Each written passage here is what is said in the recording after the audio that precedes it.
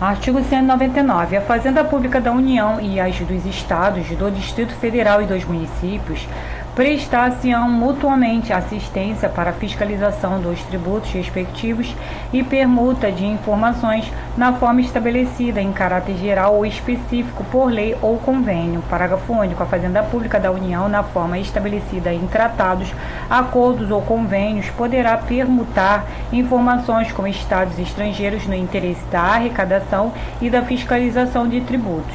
Artigo 200. As autoridades administrativas federais poderão requisitar o auxílio da Força Pública Federal, Estadual ou Municipal e, reciprocamente, quando vítimas de embaraço ou desacato no exercício de suas funções ou quando necessário a efetivação de medida prevista na legislação tributária, ainda que não se configure fato definido em lei como crime ou contravenção.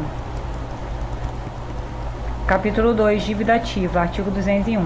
Constitui dívida ativa tributária a proveniente de crédito dessa natureza, regularmente inscrita na repartição administrativa competente, depois de esgotado o prazo fixado para pagamento pela lei ou por decisão final proferida em processo regular. Parágrafo único. A influência de juros de mora não exclui, para os efeitos deste artigo, a liquidez do crédito.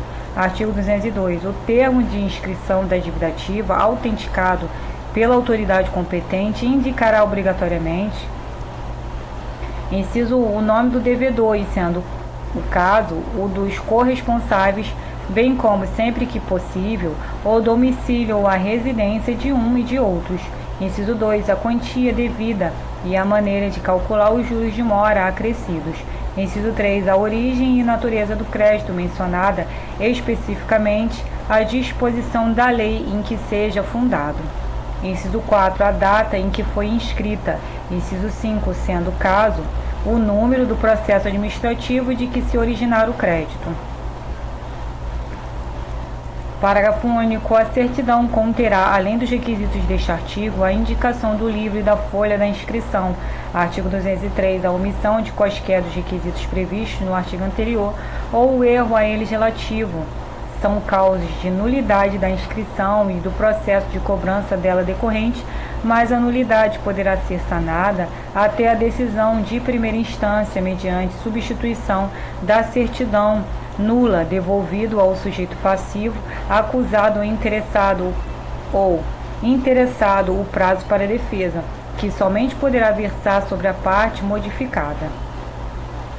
Artigo 204. A dívida regularmente inscrita goza de presunção de certeza e liquidez e tem o efeito de prova pré-constituída. Parágrafo único. A presunção a que se refere este artigo é relativa e pode ser ilidida por prova inequívoca a cargo do sujeito passivo ou do terceiro a que aproveite. Capítulo 3. Certidões negativas. Artigo 205. A lei poderá exigir que a prova da quitação de determinado tributo, quando exigível, seja feita por certidão negativa, expedida à vista de requerimento do interessado, que contenha todas as informações necessárias à identificação de sua pessoa, domicílio fiscal e ramo de negócio ou atividade, e indique o período a que se refere o pedido. Parágrafo único. A certidão negativa será sempre expedida nos termos em que tenha sido requerida e será fornecida dentro de 10 dias da data da entrada do requerimento da repartição.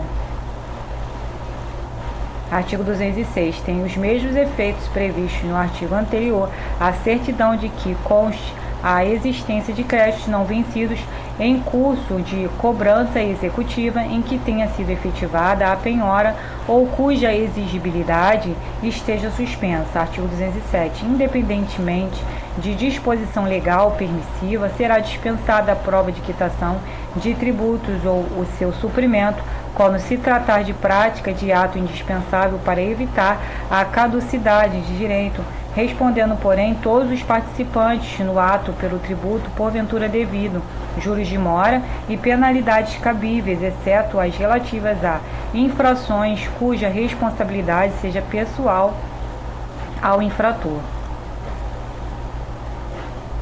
Artigo 208. A certidão negativa expedida com dolo ou fraude que contenha erro contra a Fazenda Pública responsabiliza pessoalmente o funcionário que a expedir pelo crédito tributário e juros de mora acrescidos. Parágrafo único. O disposto neste artigo não exclui a responsabilidade criminal e funcional que no caso couber.